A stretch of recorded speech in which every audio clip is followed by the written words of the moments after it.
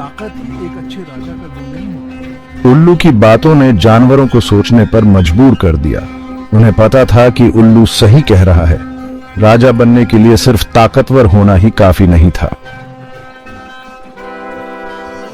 उल्लू, जिसकी आंखों में अनगिनत मौसमों से इकट्ठी हुई बुद्धि चमक रही थी, अब बोला, एक सच्चे राजा को बुद्धिमान होना चाहिए। उसे अपनी प्रजा की समस्याओं को समझना चाहिए और सही फैसले लेने चाहिए। मैंने बहुत से मौसम बदलते देखे हैं। मैंने दूसरों की गलतियों से सीखा है। मैं आपका राजा बनने के लिए सबसे बुद्धिमान विकल्प हूँ। कुछ जानवरों ने सहमति में सिर हिलाया। उल्लू की बातें बुद्धिमानी से भरी थीं और उन्हें पता था कि उसका मार्गदर्शन अमूल्य होगा।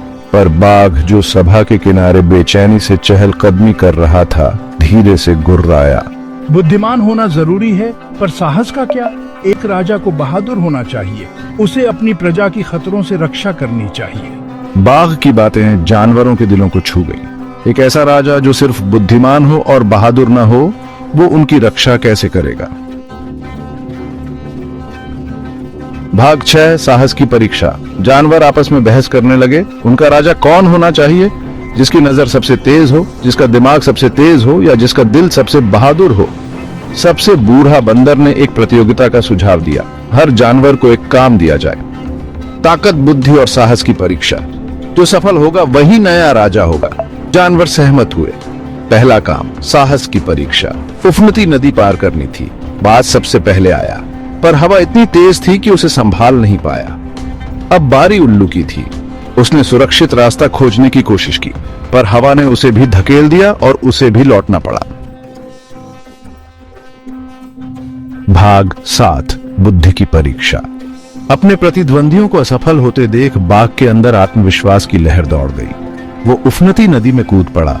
वो थका हुआ, पर विजयी होकर दूसरे किनारे पर पहुंचा। दूसरा काम, बुद्धि की परीक्षा, जंगल में छिपी एक प्राचीन पहेली को सुलझाने का था। बाघ अपनी ताकत के बावजूद पहेली को सुलझा नहीं पा रहा था। उल्लू ने अपने विशाल ज्ञान और अनुभव के साथ पहेली को ध्यान से सुना और आखिरकार उसे जवाब मिल गया। उसने समाधान बताया, जिससे दूसरे जानवर उसकी बुद्धि से प्रभावित हुए। भाग 8, एक राजा का असली रंग। आखिरी काम, दया और करुणा की परीक्षा थी, जो एक अच्छे शासक के असली गुण होते हैं।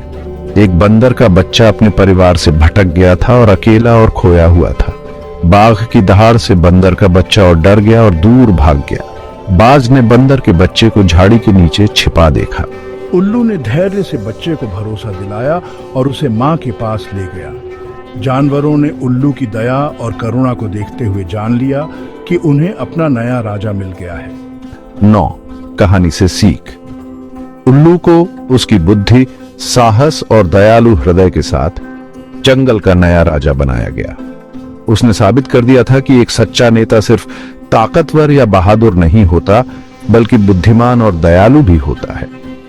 उल्लू ने न्याय और समझदारी से जंगल पर राज किया, हमेशा अपनी प्रजा की जरूरतों को सबसे पहले रखा। उसने बूढ़े राजा असलान से सीखा कि असली ताकत दया में होती है और एक सच्चा नेता अपनी प्रजा की सेवा करता है। उल्लू की कहानी हमें सिखाती है कि जरूरी नहीं कि सबसे बड़ा या सबसे ताकतवर ही सबसे अच्छा नेता बने। सच्चा नेतृत्व बुद्धि, साहस और सबसे बढ़कर एक दयालु और करुणामय हृदय से आता है। याद रखें, एक सच्चा राजा अपनी प्रजा का सेवक होता है।